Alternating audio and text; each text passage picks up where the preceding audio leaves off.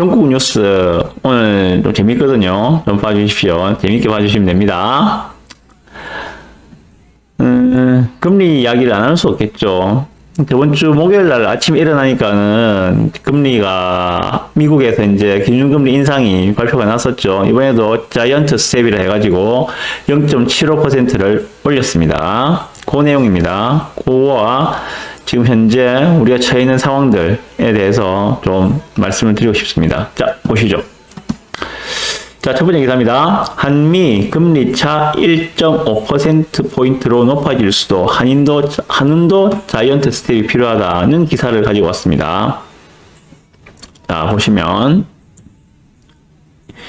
이게 지금 한미 기준금리에 대해서 변동 내역을 갖다가 지금 쭉 나타낸 그래프가 있습니다. 요게 저는 좋아서 가지고 왔거든요. 요 보시면 지금 여기에 빨간색 라인, 요게 지금 미국의 기준금리입니다. 미국의 기준금리. 그리고 여기에 파란색 라인, 얘들이 한국의 기준금리라 보시면 됩니다. 자, 그러면 기준금리가 2019년도부터 계속 하락해서 내려왔죠, 그죠? 그러다가 2019년 말에 코로나가 터졌죠. 2019년 말에 코로나가 터지면서 기준금리를 미국에서 갑자기 쑥 내렸죠. 어디까지? 0.25%까지 내렸습니다. 이 당시 한국도 기준금리를 계속 인하하는 추세였다가 결국 0.5% 수준으로 기준금리를 낮춰놓은 상황이었습니다. 이렇게 2020년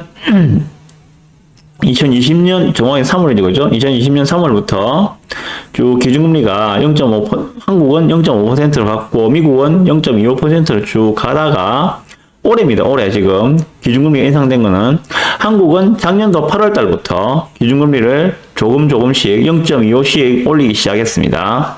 미국 같은 경우에는 올해 3월 달부터 기준금리를 올리기 시작했습니다. 그런데 그 폭들이 매우 가팔랐죠.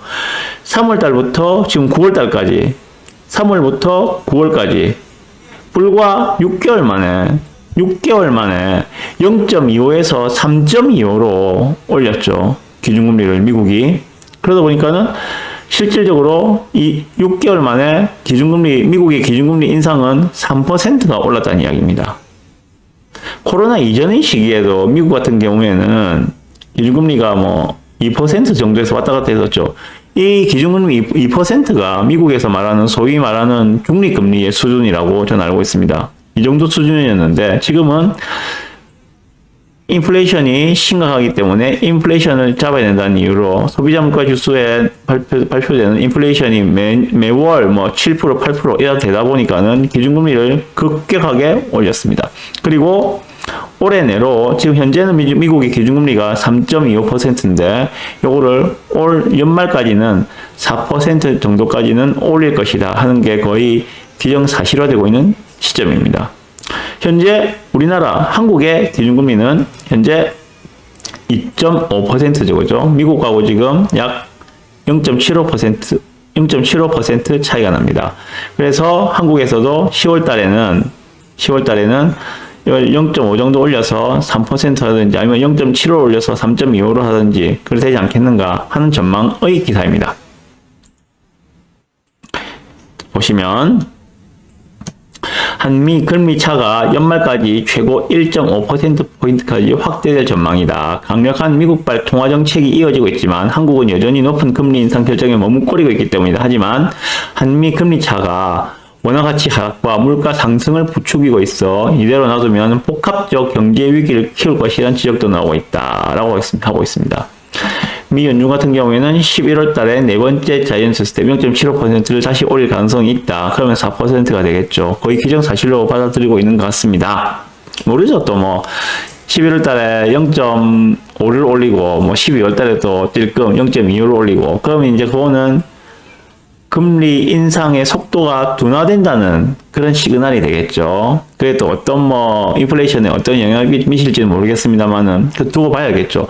모르는 거를 미리 예측을 할 필요는 없다고 생각하거든요. 모르는 건 모르는 거예요. 다음번에 금리 인상, 미국의 금리 인상을 0.75를 할지, 1을 할지, 0.5를 할지, 그거는 현재 파월 의장한테 물어봐도 모를 거예요. 파월 의장도 모르는데 우리가 어떻게 알 수가 있겠습니까? 자, 그렇습니다. 여기 나오는 거죠. 사진. 이분이 연준의 파월 의장이죠. 자, 이 부분을 좀 보셔야 됩니다. FOMC 위원들은 금리 인상 전망을 보여주는 지표인 점도표에서 FOMC 위원들이 올해 말 금리 수준을 4.4%로 예상했다. 현재 미 연준의 기준금리는 연 3.25%다. 금리 상단이 4.4까지 가려면 자이언트 스텝과 빅 스텝이 나와야 한다. 뭐 대충 이렇게 보고 있는 것 같아요. 4% 넘어가는 수준까지 예상을 하고 있다. 라는 기사입니다. 자, 그러면 이에 연준이 11월과 12월 연준의 자이언트 스텝과 빅 스텝이 나오면 미국의 기준금리 상단은 연말에 4.5%가 된다. 모르죠. 어떻게 될지는. 자이언트 스텝이 두 번 넣으면 4.75%까지 오른다. 모르죠. 이거 어떻게 될지. 그런데 지금 우리나라 같은 경우에는 지금 미국 기준금리보다 좀 낮은 상황에서 끌려가고 있는 상황입니다. 자, 요거를 일단 팩트로 보고 제가 드리고 싶은 말씀을 좀 드리겠습니다. 요즘에 자산시장이 지금 장난이 아닙니다. 오늘 주식시장 보셨죠? 저는 주식은 하지 않고 있습니다. 주식은 잘 몰라요. 잘 모르고 그냥 종합주가지수 정도만 보고 있는데 삼성전자가 지금 5만원 초반대죠. 5만원 초반대. 조만간에 4만전자가 될 수 있다. 어떤 사람들은 4만전자까지 가는 것을 기정사실로 받아들이고 있는 것 같아요. 금리 인상이 심상치 않거든요, 실제로. 그래서 전체 자산 시장들이 전부 다 지금 녹아 들어가고 있다라고 보시면 될 것 같아요. 주식하는 분들은 지금 주식 계좌가 완전히 녹고 있을 것이고, 뭐 코인 하시는 분들 마찬가지겠죠. 부동산도 자산 시장이지 않습니까? 자산 시장이 지금 녹아 들어가는데 부동산이라고 예외일 수가 있겠습니까, 지금?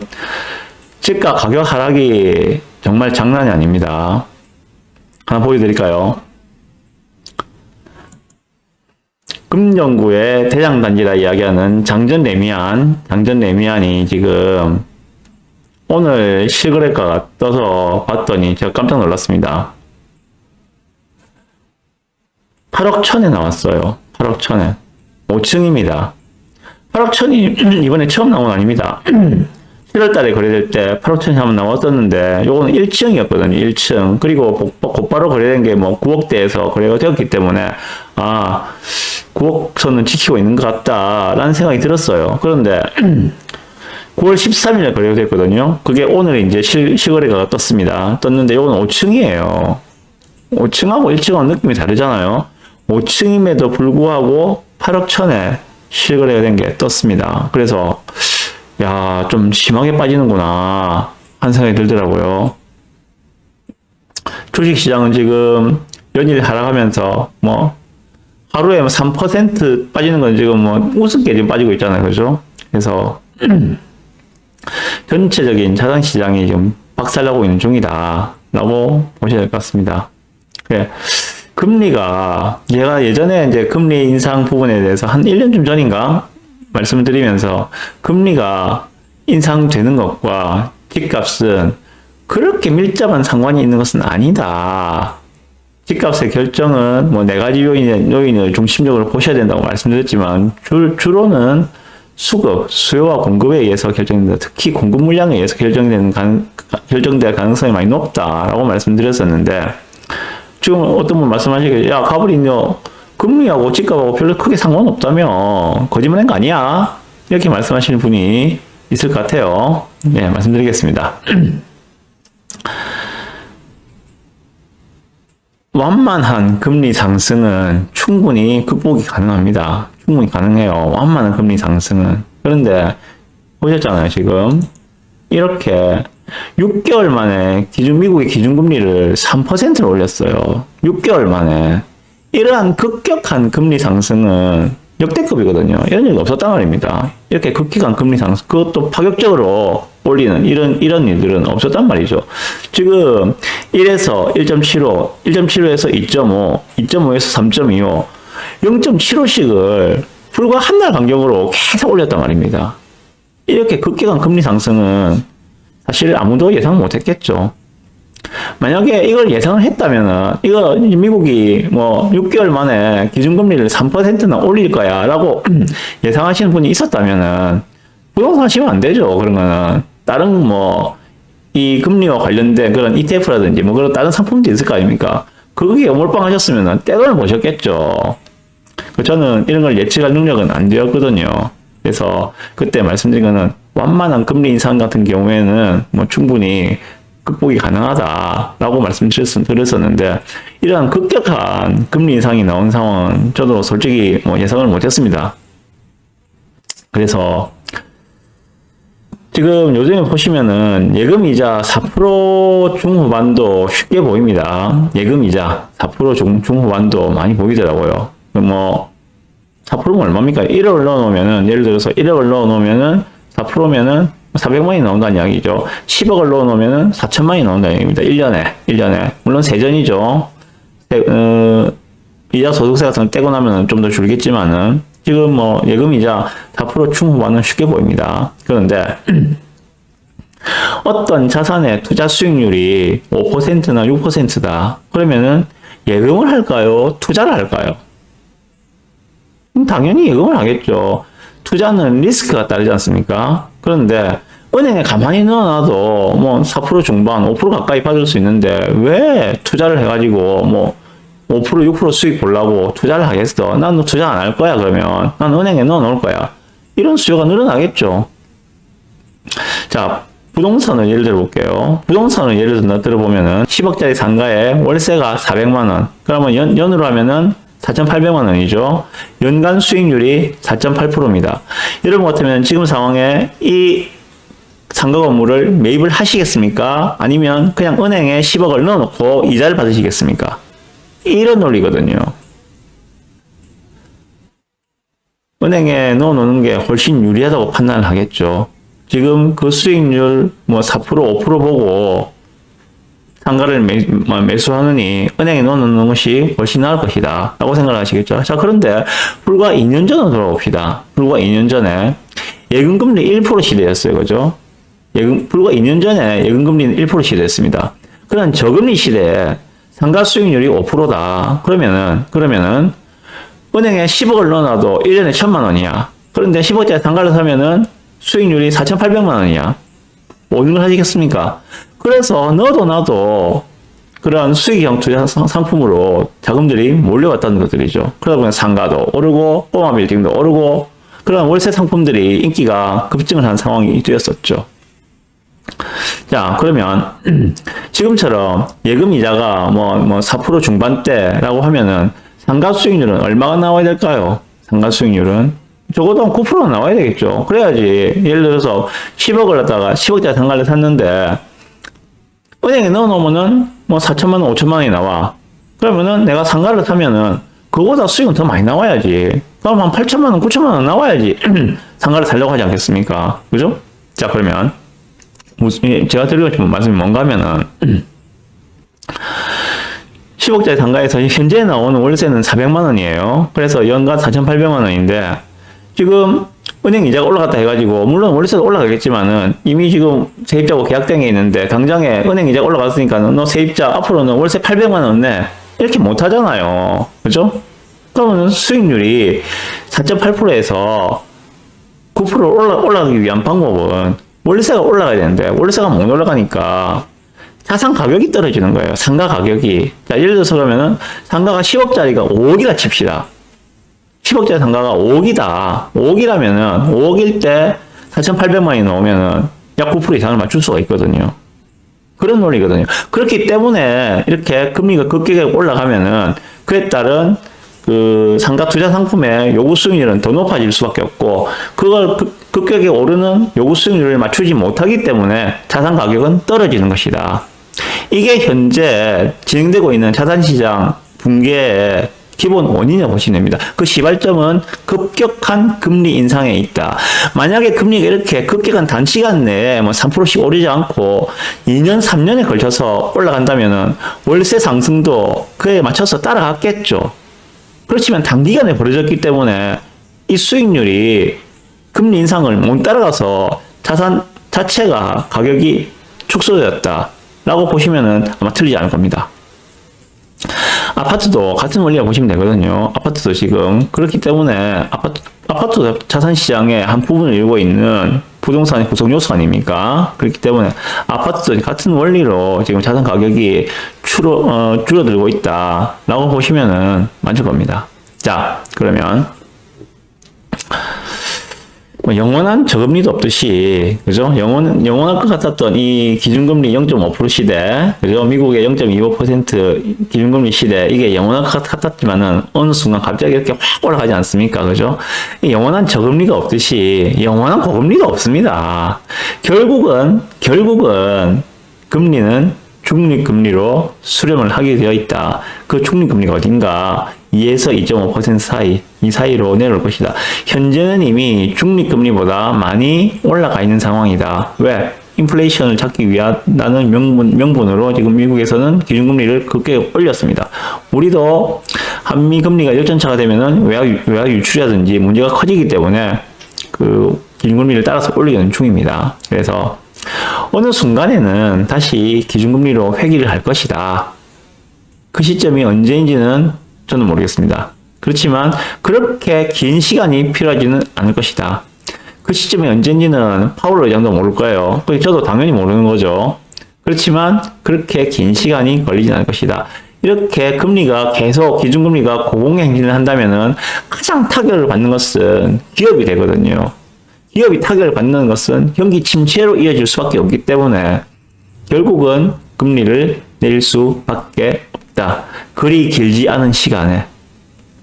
자, 이런 관점에서 제 생각은 그렇습니다. 뭐 내년도 상반기까지가 금리 인상에 직접적인 직격탄을 맞는 영향 구간이 아닌가라고 생각을 하고 있고요. 그 이후에는 내년도 상반기 이후에는 금리 인상이 주춤 완화되지 않겠는가 하는 생각을 합니다. 자, 그러면 부산의 부동산 시장을 봅시다. 제가 말씀드렸습니다. 내년까지는 부산은 공급 물량 과잉 구간이라고도 말씀드렸고, 금리도 지금 계속 오르고 있는 추세이고, 두 가지가 좀 맞물리면서 아까 보셨던 장전 레미안의 그런 폭락 사태가 나오지 않았는가. 솔직히 12억 하던 게 지금 8억이에요. 3분의 1이 빠졌잖아요. 30% 이상이 빠진 거거든요. 그래서 제가 생각할 때는 내년도 상반기, 지금이 전 사실상 거의 최악의 시기를 통과하고 있다 생각합니다. 지금부터 내년도 상반기까지가 거의 최악의 구간을 통과하는 것이 아닌가. 반대로 말씀드리면 지금 이 시기가 내년도 상반기까지가 정말 매수하기에는 꿀타임이다는 말씀을 드리고 싶어요. 다음에 나올 기사하고 연동해서 좀 같이 말씀을 드리겠습니다. 그리고 참, 서울 같은 경우에는 좀 다르게 보셔야 됩니다. 서울 같은 경우에는 공급 물량 부족 구간이잖아요. 부산하고는 다르게 공급 물량 부족 구간이기 때문에 금리 인상 구간에서 지금 이렇게 급격한 금리 인상 구간에서 가격 조정이 이루어지고 나면은 그 다음에는 물량 부담이 없기 때문에 부산하고는 좀 다르게 빠른 회복세를 보일 수 있지 않겠는가 하는 게 제 생각입니다. 조건은 그겁니다. 이 금리 인상 구간에 그동안에 급격하게 저금리로 인해서 급격하게 올랐던 그 자산 가격이 조정이 돼야 됩니다. 가격이 조정된다면은 부산보다는 더 빠르게 반등을 할 수 있지 않겠는가 라고 생각을 해봅니다. 네, 부산과 서울이 내년도 어떻게 주택가격 변화를 보이는지 지켜보는 것도 좋은 공부가 되지 않겠는가 생각이 들고요. 겪어보셨겠지만은 지금 2020년도, 2021년도에 미친 상승을 경험했죠. 그죠? 그리고 22년도 올해는 정말 미친 하락을 보고 있습니다. 이 미친 상승과 미친 하락을 지금 보고 있는 이 시장이 공부하기에 저는 정말 좋은 기회인 것 같아요. 이런 시기가 우리가 평생 살아가면서 몇 번이나 볼 수 있겠습니까? 그 말은 다음에 언젠가 또다시 이런 기회가 온다면, 이런 시기가 온다면은 이전에 이런 경험들이 큰 지표가 되어서 자신의 나아갈 바가 어떤 방향이 될 것인지 찾아낼 수 있는 방향키가 되지 않겠는가 라고 생각해 봅니다. 네!